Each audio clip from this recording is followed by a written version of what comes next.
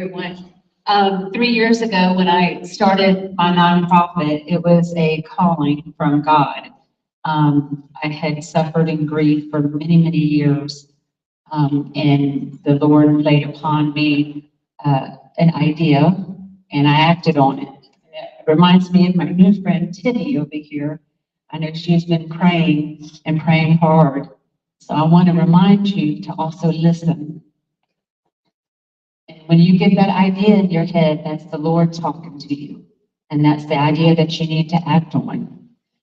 What the Lord did not tell me was you're going to have to speak. So I still do tend to get a little nervous when I speak because it is a loss of my child.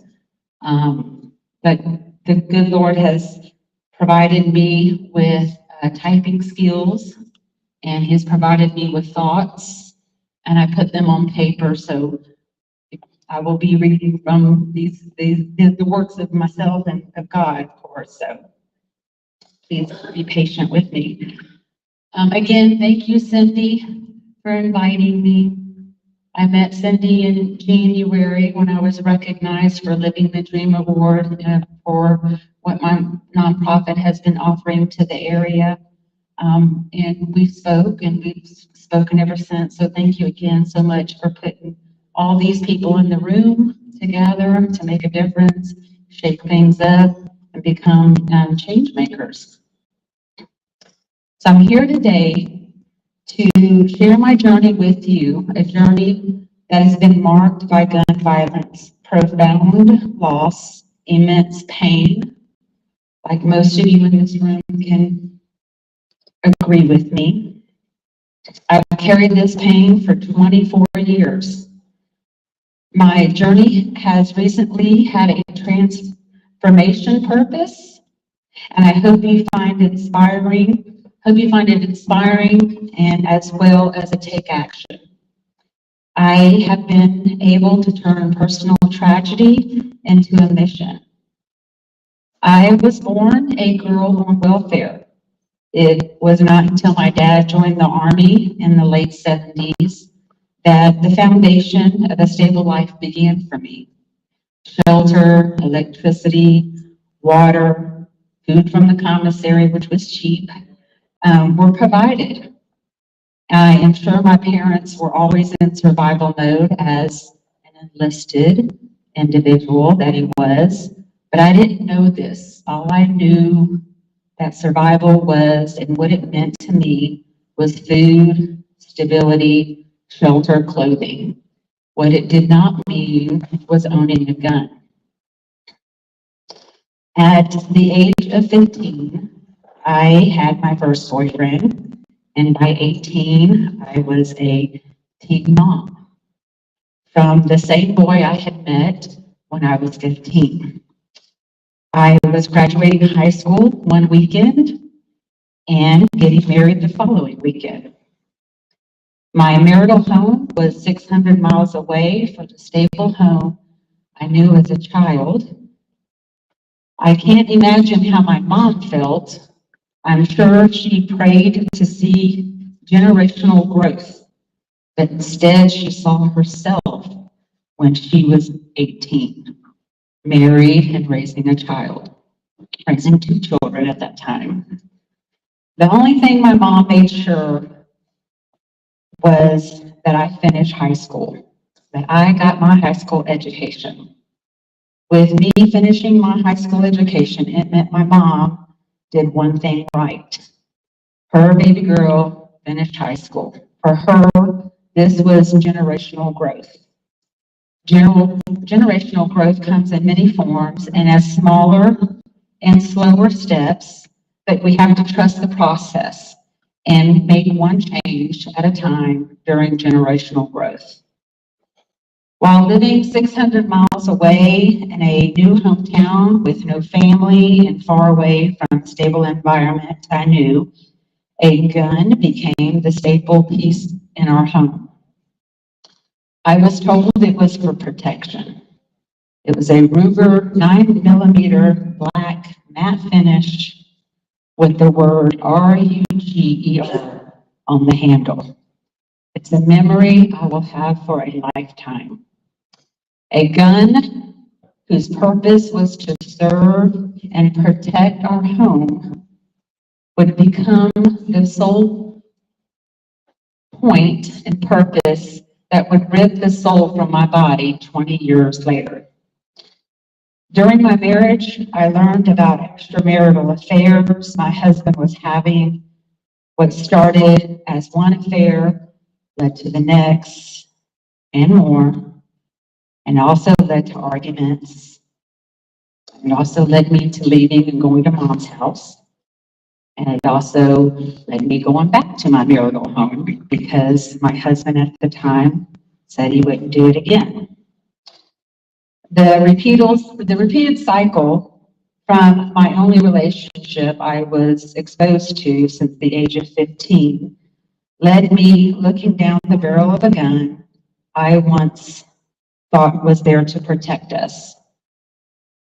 When I finally got the strength to the strength to move on and leave this repeated cycle and file for divorce, it was not long before my world would come crashing down.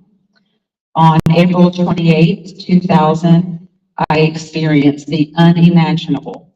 I lost my only precious daughter, Desiree, to an act of gun violence at the hands of my husband and Desiree's father.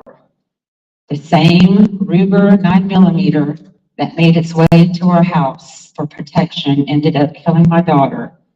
Gunshots to her abdomen while she slept woke her up into our house, saying, "Oh my God, Mama." Feeling the weight of her body reach out from my arms will be something I will never erase from my mind. This tragedy occurred against the backdrop of a decade-long struggle with domestic violence. From the one relationship I had at the age of 15, and the father to our child. Gun violence is not a drug-related issue. It's many more issues, and one being that of domestic violence. The pain from losing my firstborn child has been overwhelming, and the grief insurmountable. The pain and grief I have carried has become the footprint of my healing and take action to our young youth girls. In the depths of this darkness, I have found a glimmer of purpose, a calling to ensure that no other teen, no other family would have to endure what I've endured. In the wake of my grief, I had a choice to be consumed by my sorrow or to channel my pain into something greater, and I've chosen the latter. I founded Forever Des Foundation. It's a nonprofit organization dedicated to empowering teenage girls, boosting self-confidence, self-esteem, teaching them to recognize the red flags of unhealthy relationships. Our nonprofit's two initiatives are Project Formal and Project Period. The power of free formal wear allows students to be exposed to positive social engagements. It offers self-esteem, confidence, leading to exposure of healthy relationships and its settings. We host trunk shows that mimic a dress shop experience to allow exposure of what everyone's worth truly is, regardless of their family situation. Formal wear is a luxury item, and students are not getting to formal events due to the lack of resources and financial help. Project Period provides feminine products offered into schools. No longer will girls miss school due to lack of access to products, nor will girls be roaming the halls looking for products. Providing free products keeps girls in school because sometimes school is the only place they have to get the products that they need. Lastly, our Beyond the Dress launch will focus on empowering students through scholarships for seed money for trade schools, because we know everybody doesn't want to go to college. I didn't return to college until I was 30. And I'm still not using my college education here. So we want to be able to transform dresses that we take and don't get back out to the community. They're hanging in our closet. We want to hold public charity sales.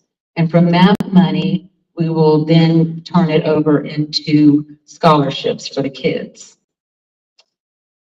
We cannot complete our mission without the support from our student body, who we call brand ambassadors.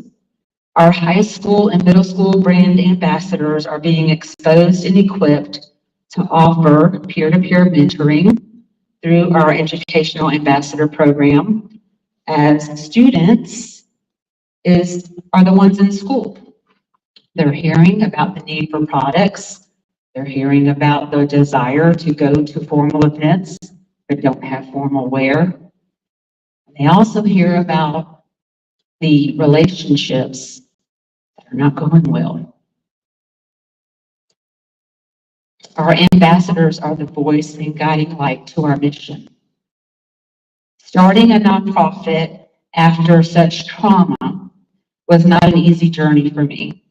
It required immense resilience, a steadfast belief in the cause, and a community of supporters who have shared my vision. I had to confront my own fears like public speaking, relive painful memories, and face the daunting task of turning my grief into a beacon of hope for others. You hear me, Tippy?